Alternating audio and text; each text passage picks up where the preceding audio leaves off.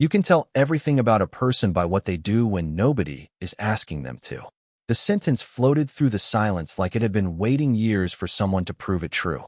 She worked double shifts, carrying heavy trays through crowded dining rooms where expensive watches often tipped less than tired truck drivers. She smiled at strangers who rarely looked into her eyes, memorized orders before customers finished speaking, and walked home every night with sore feet that reminded her dreams could be exhausting. Most people only saw a black waitress in a pressed uniform. They never saw the woman behind the apron. They never saw the quiet determination stitched into every early morning or the dignity she carried home after every late-night shift. Across Manhattan, nearly 15 miles away, another morning was beginning behind walls of glass and polished marble.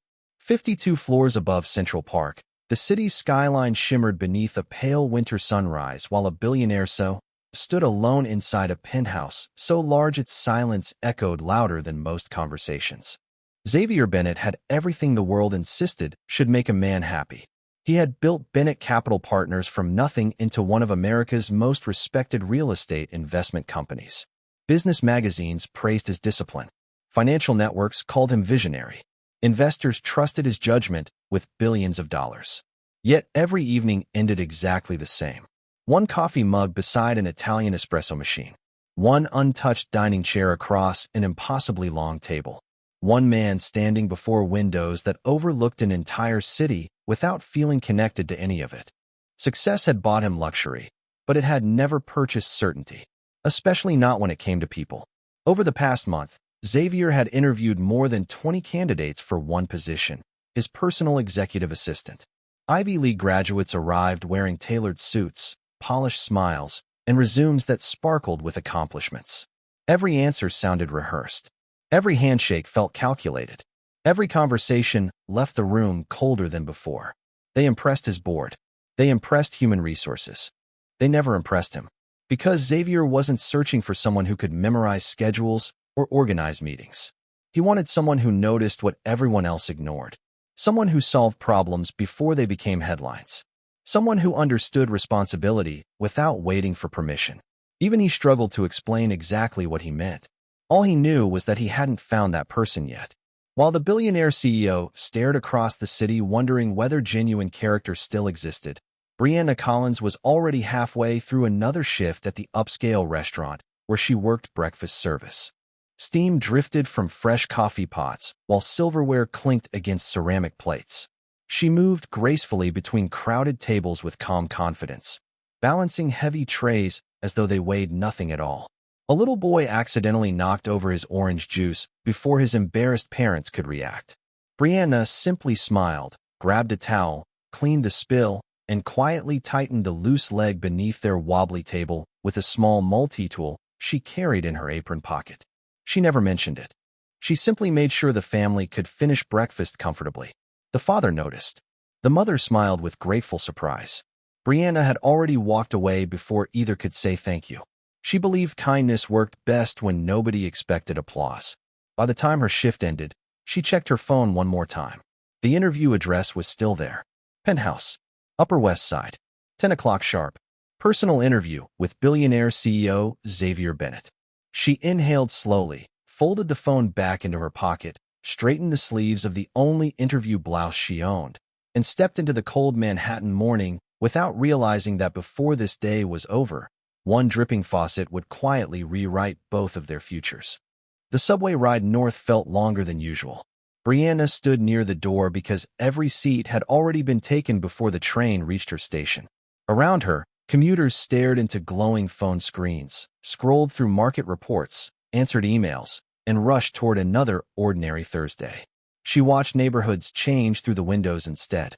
Familiar brick apartment buildings slowly gave way to polished storefronts, tree-lined avenues, luxury boutiques, and sidewalks where winter coats looked more expensive than the monthly rent in her building.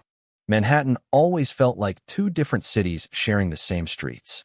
One survived, the other barely noticed. She adjusted the strap of her worn handbag and quietly reminded herself why she was making this trip. It was never about impressing a billionaire.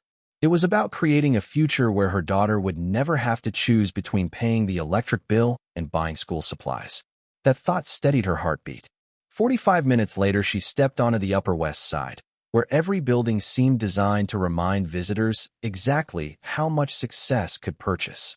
Tall glass towers reflected the pale morning sun, while uniformed doormen greeted residents by name. Black luxury vehicles waited quietly along the curb, and neatly trimmed trees stood like silent guards outside polished entrances. Brianna glanced down at the address once more before stopping in front of an elegant residential tower that disappeared into the clouds above. For a brief moment, she wondered if she had written the address down incorrectly.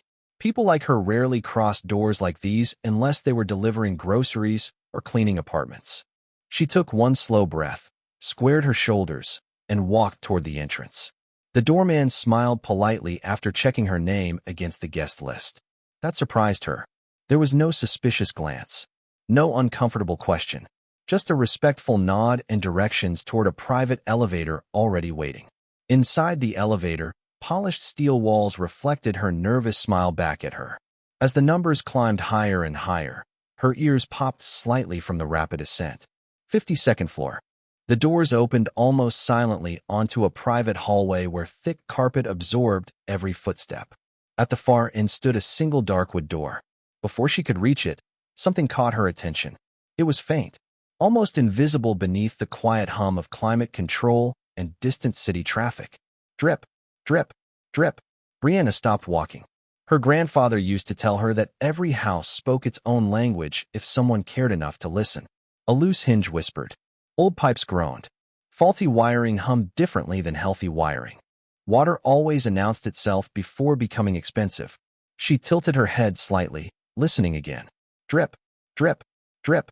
Somewhere beyond that front door, a faucet was leaking at a perfectly even rhythm.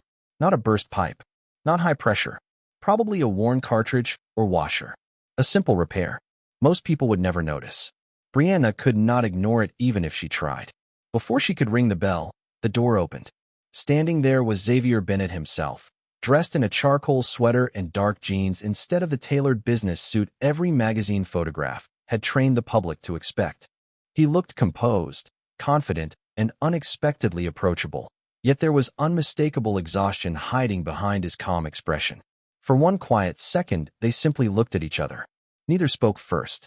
Then Xavier offered a small professional smile and stepped aside. Good morning, Miss Collins. Thank you for coming. Brianna smiled politely, but before crossing the threshold, her eyes drifted instinctively toward the sound inside the penthouse. The steady dripping continued, patient and persistent, as though it had been waiting for someone who would finally pay attention. The sound was impossible for Brianna to ignore. Years of working around old apartments, aging kitchens, and neglected plumbing had trained her ears long before her hands ever touched a wrench. Drip, drip, drip. The rhythm echoed softly from somewhere deeper inside the penthouse, almost hidden beneath the gentle hum of the heating system and the distant murmur of Manhattan traffic far below. Xavier noticed her listening. Is something wrong? He asked politely. Brianna hesitated for only a moment. She had not come to criticize a billionaire CEO's home. She had come for an interview. Yet pretending she had heard nothing would have felt dishonest. I hope you do not mind me mentioning it, she said carefully, but I believe one of your faucets is leaking. Xavier looked mildly surprised. You heard that already? Brianna nodded. Yes, sir. It sounds like it is coming from the kitchen. A curious smile crossed his face. You have only been inside for about 10 seconds. Sometimes that is all it takes. Xavier glanced toward the open kitchen before looking back at her with quiet amusement. You are right. It has been dripping since yesterday. Building maintenance is supposed to come tomorrow. Brianna nodded respectfully, but the steady sound continued pulling at her attention. Every drop represented more than wasted water.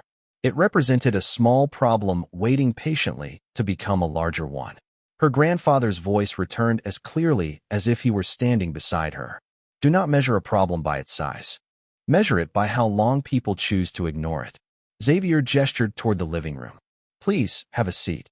We will begin in just a moment. Brianna took one step forward, then stopped. She looked toward the kitchen once more before speaking. May I ask you something first? Xavier folded his arms with genuine curiosity. Of course. Would you happen to have an adjustable wrench?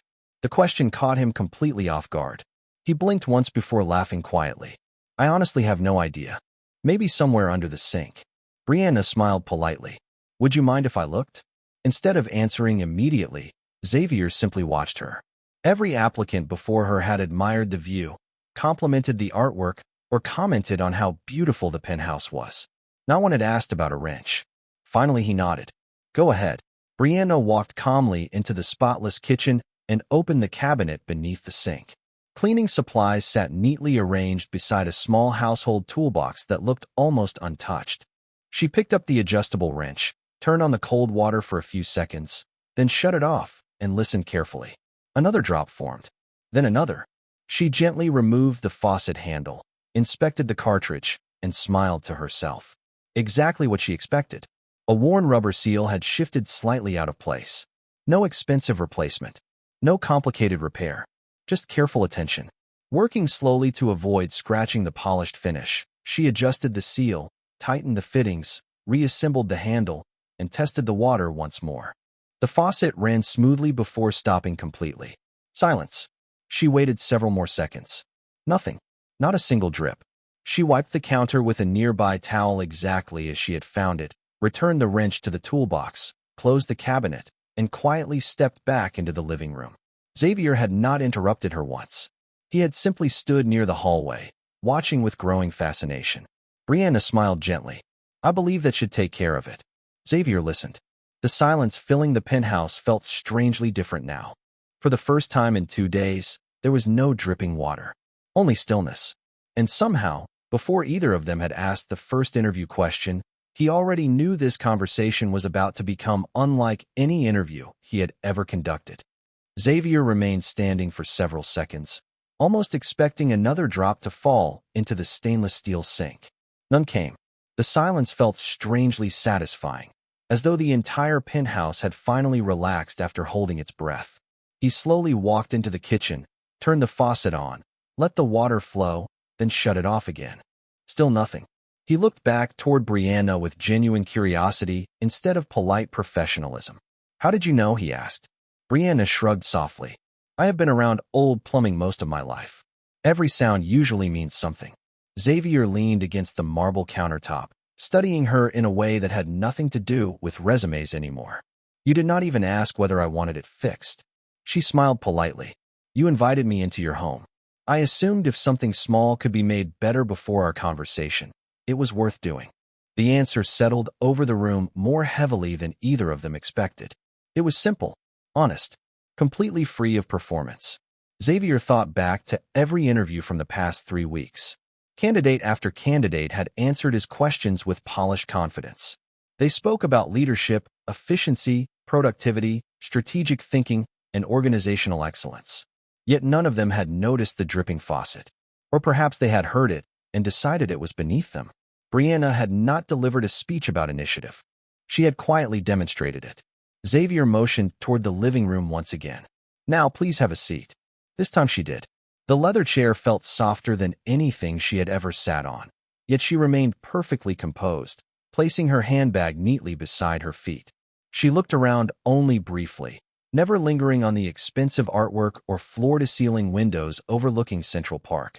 She seemed far more interested in the conversation than the surroundings. Xavier picked up a folder resting on the coffee table. It was noticeably thinner than the folders belonging to every previous applicant. You did not send a resume, he said. Brianna nodded. No, sir. Most people applying for this position submitted several pages. I know. Why did you not? She looked at him calmly before answering. Because I have never believed paper tells the whole truth about a person. Xavier raised an eyebrow. Then what does? She paused for a moment, choosing her words carefully. Consistency. The things people keep doing when life becomes difficult. Those are harder to write on a resume. Xavier lowered the folder without opening it. Tell me about yourself. Brianna folded her hands comfortably in her lap. I work as a waitress. Before that I washed dishes. Before that I cleaned hotel rooms. Sometimes I still do if someone needs help covering a shift. I have learned that honest work changes names, but responsibility does not. Xavier listened without interrupting. There was no apology in her voice. No embarrassment. Only quiet pride. And what made you apply for this position? Brianna smiled gently. Because your job posting did not ask for a degree first. It asked for someone dependable. That felt different. Xavier almost laughed, remembering the arguments his human resources department had raised when he insisted on removing the degree requirement. Every executive had predicted it would attract the wrong candidates. Sitting across from him now was proof they had misunderstood the question from the very beginning. The most valuable qualities rarely appeared at the top of a resume. Sometimes they arrived carrying a worn handbag, wearing comfortable shoes, and fixing a stranger's faucet before introducing themselves. The interview no longer felt like an interview. It felt like two people trying to understand how the other had learned to see the world. Xavier rested the unopened folder on the table and leaned forward with genuine interest. Your email mentioned that you solve problems before they become emergencies. That is an unusual sentence to include when applying for an executive assistant position. Brianna smiled softly. Because that has been my life. Xavier nodded for her to continue. When you work in restaurants, you notice things before customers do. A loose chair, an unhappy child, a forgotten allergy, a tired cook making mistakes because he skipped lunch. If you wait until people complain, you have already failed. Xavier remained silent. Every sentence sounded less like a job interview and more like a leadership lesson. Brianna continued without realizing how closely he was listening. The same is true at home. If I hear a strange sound in the wall, I check it before it becomes a leak. If my daughter has a quiet day instead of her usual smile, I ask questions before she tells me something is wrong. Most problems whisper before they shout. Those words settled deeply inside Xavier. He remembered his mother saying something remarkably similar when he was a boy growing up on the south side of Chicago. Pay attention, Xavier. Life gives warnings before consequences. Somewhere along the journey from struggling teenager to billionaire CEO, he had become surrounded by people who only reacted after reports, meetings, and financial losses forced them to. Brianna seemed to live by an entirely different philosophy. She noticed first. She acted second. Recognition came last, if it came at all. Xavier finally opened the thin folder. Inside there was no polished resume. Instead, he found a single sheet of paper with her name, phone number, previous employers, and 3 short references. That was all. No awards. No carefully crafted summary. No impressive list of software certifications.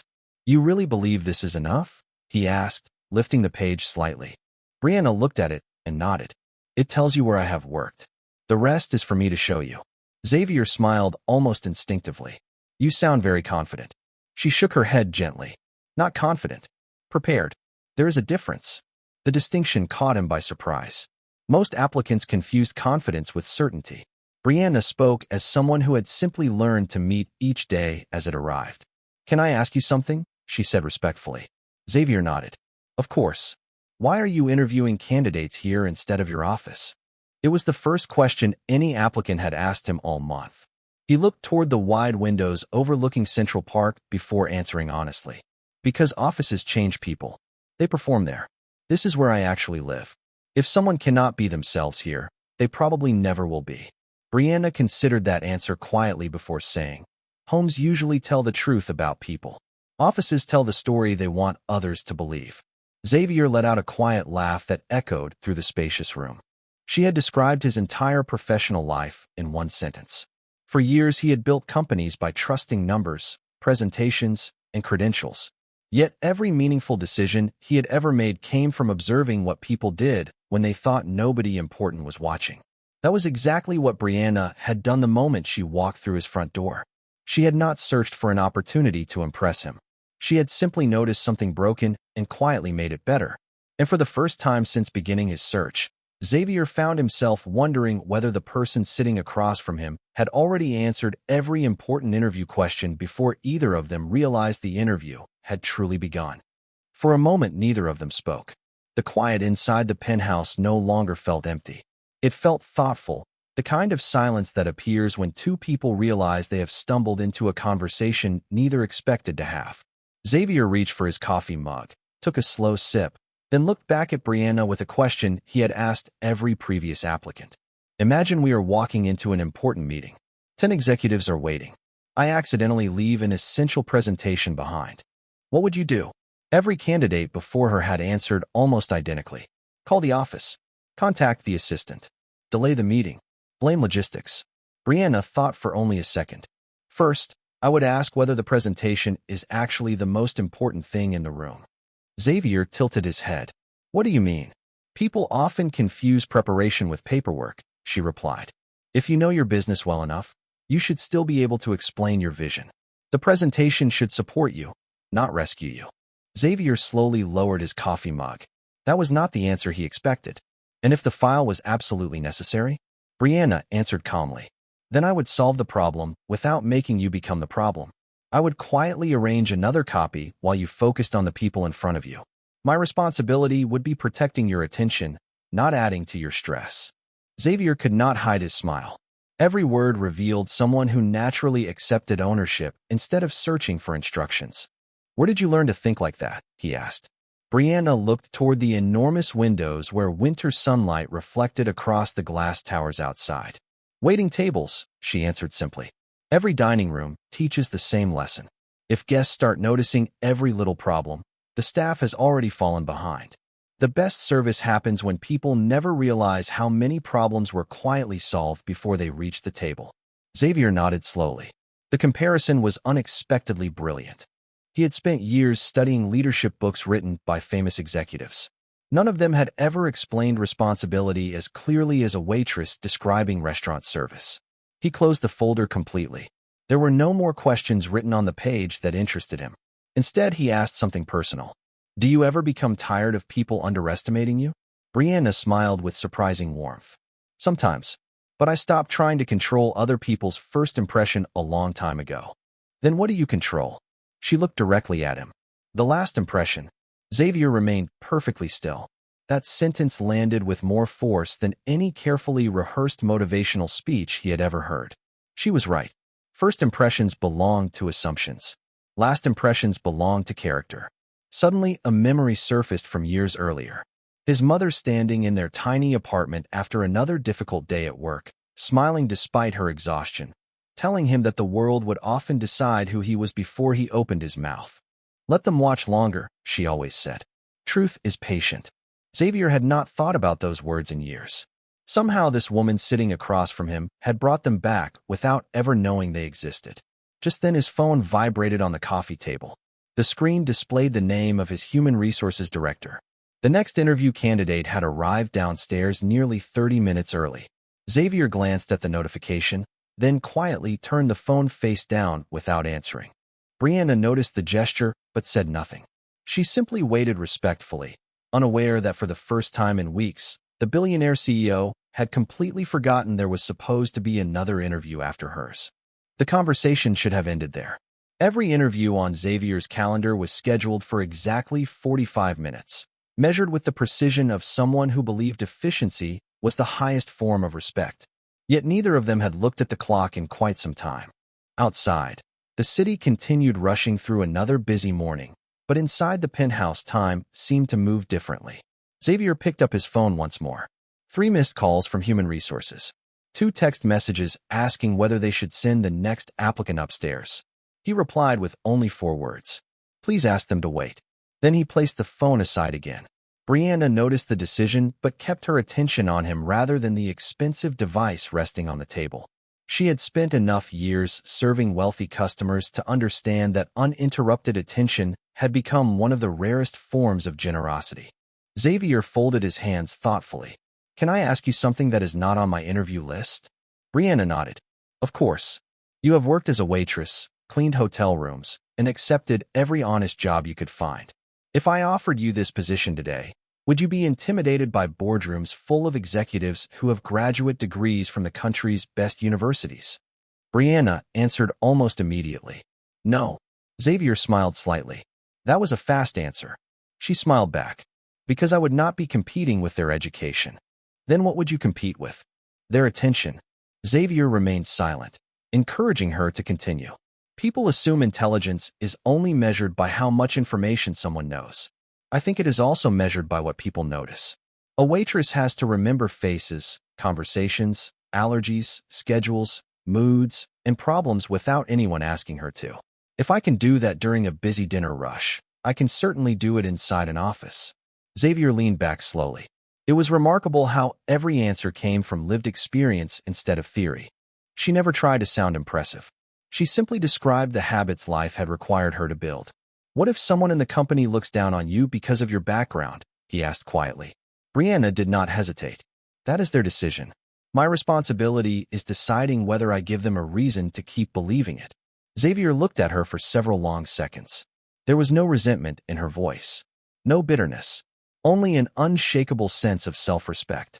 She had clearly encountered prejudice before, yet she refused to let it define the way she treated other people. That kind of emotional discipline could not be taught in business school. It was earned one difficult day at a time. Suddenly, Brianna glanced toward the kitchen. May I ask one more question? Xavier nodded. Certainly. How long had that faucet been leaking? He laughed softly. About 2 days. She smiled. Then it probably bothered you much sooner than that. He looked surprised. How did you know? Because people who solve large problems usually become impatient with small ones they cannot get around to fixing. Xavier laughed again, this time more openly than he had in weeks. It was such an ordinary observation, yet somehow it described him perfectly. His company managed projects worth hundreds of millions of dollars, but one quiet drip in his own home had followed him from room to room for 2 straight days. Brianna had not simply repaired a faucet. She had removed a distraction he had accepted because he believed he was too busy to deal with it. As the laughter faded, another thought quietly settled into Xavier's mind. For years he had searched for someone capable of managing his calendar. Sitting across from him now was someone who instinctively managed something far more valuable, his attention, and he was beginning to realize that might have been the qualification he had truly been looking for all along. The winter sunlight had shifted across the hardwood floor by the time Xavier finally stood and walked toward the towering windows overlooking Central Park. Hundreds of tiny figures moved through the park below, each carrying a story invisible from 52 floors above. He had spent years believing perspective came from climbing higher. Now he wondered whether true perspective came from remembering what life looked like at street level. Without turning around, he asked quietly, "Do you know why I insisted on interviewing candidates here instead of at headquarters?" Brianna remained seated, waiting patiently. "I have an idea," she answered. Xavier smiled faintly at the reflection in the glass. "Tell me." "Because offices belong to companies. Homes belong to people." Xavier nodded slowly. "Exactly." He turned to face her again. "I wanted to know whether someone was interested in working for my title or working with me." Brianna considered his words before replying. "That is a difficult difference for many people to recognize." "Did you recognize it?" he asked. She smiled gently. "When I walked through your front door, I stopped looking at your success and started noticing your home." Xavier glanced instinctively toward the now silent kitchen, including the faucet. Including the faucet. For a moment, they both laughed quietly. It was the first completely natural moment either of them had experienced all morning. The conversation had moved far beyond qualifications and salaries. It had become something much rarer.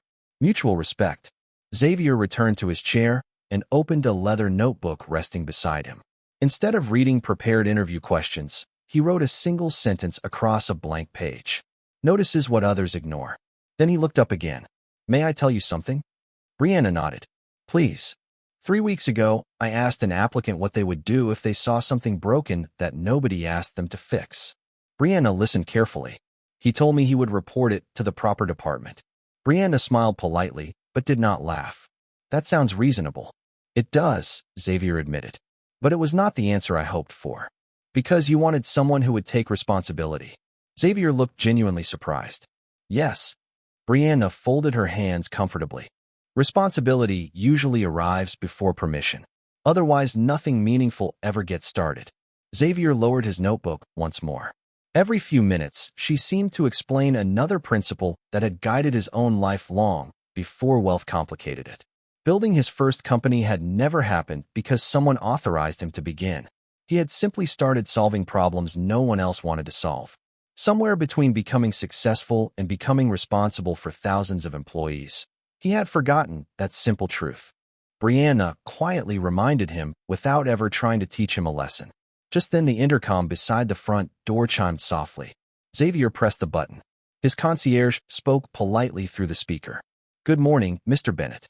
Your next interview candidate has been waiting downstairs for almost 40 minutes. Should I send him up?" Xavier looked across the room at Brianna. She immediately reached for her handbag, assuming their conversation had naturally reached its conclusion. "Thank you for your time," she said sincerely as she stood. "Regardless of your decision, I appreciate the opportunity." Xavier did not answer the concierge immediately. Instead, he watched Brianna straighten the sleeve of her blouse with the same quiet composure she had carried since arriving. No desperation, no attempt to convince him, no last-minute speech about why she deserved the job. She had already shown him everything she wanted him to know. After several thoughtful seconds, Xavier finally pressed the intercom again. "Please apologize to the next applicant," he said calmly. "I will need to reschedule today's remaining interviews." Silence followed on both ends of the speaker. Brianna looked at him with visible surprise, unsure whether she had heard correctly. Xavier slowly placed the receiver back into its cradle, met her eyes, and offered the same calm smile he had worn when opening the front door. Only now that smile carried something entirely different. It carried certainty. For several quiet seconds, Brianna simply stood there, unsure whether she had misunderstood what had just happened. Xavier remained calm, as though canceling an entire afternoon of carefully scheduled interviews was the most natural decision in the world. Finally, he walked toward the coffee table, picked up the thin folder containing the single page she had submitted, and held it in his hands with unexpected care. "I believe I have spent the last 3 weeks interviewing resumes," he said quietly. "Today I finally met a person." Brianna smiled politely, but did not assume what those words meant. Life had taught her never to celebrate before the moment truly arrived. Xavier continued, "When you walked through my front door, you did not see a billionaire CEO. You saw a home. You heard a problem, and you solved it without asking who would receive the credit." He paused before adding, "That cannot be taught." Brianna lowered her eyes for a moment before answering. "My grandfather used to tell me that if everyone walks past something broken because it is not their responsibility, eventually nobody remembers whose responsibility it was." Xavier nodded slowly. "Your grandfather was a wise man." He walked toward his desk, opened a drawer, and removed a simple employment folder. There was no dramatic announcement, no theatrical speech, only one calm sentence spoken with complete confidence. "Brianna Collins, I would like to offer you the position of Executive Assistant to the Chief Executive Officer of Bennett Capital Partners, effective immediately, if you choose to accept." The words seemed to settle gently into the room rather than explode across it. Brianna blinked once, almost as though she needed a moment to believe they were real. "You have not even checked my references," she said softly. Xavier smiled. "Actually, I have been checking them for the last 2 hours." She looked confused. He glanced toward the silent kitchen. Character leaves references everywhere it goes. Brianna felt emotion rise in her chest, but she kept her voice steady. "I accept." Xavier extended his hand. She shook it firmly, not as someone reaching for rescue, but as two professionals beginning a partnership built on mutual respect.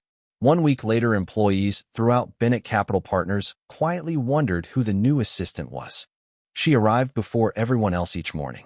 She learned every employee's name. She remembered birthdays, noticed when someone skipped lunch, quietly replaced a flickering light in the conference room before an important meeting, and somehow solved dozens of tiny problems before they interrupted anyone's day. Within months, executives stopped asking where she had gone to college. They started asking how she always seemed to know exactly what people needed before they asked. Xavier never answered those questions directly. He simply smiled whenever someone praised her work.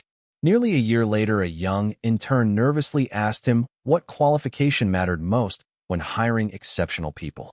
Xavier walked to the office window, looked across the Manhattan skyline, and replied with the lesson he himself had almost forgotten.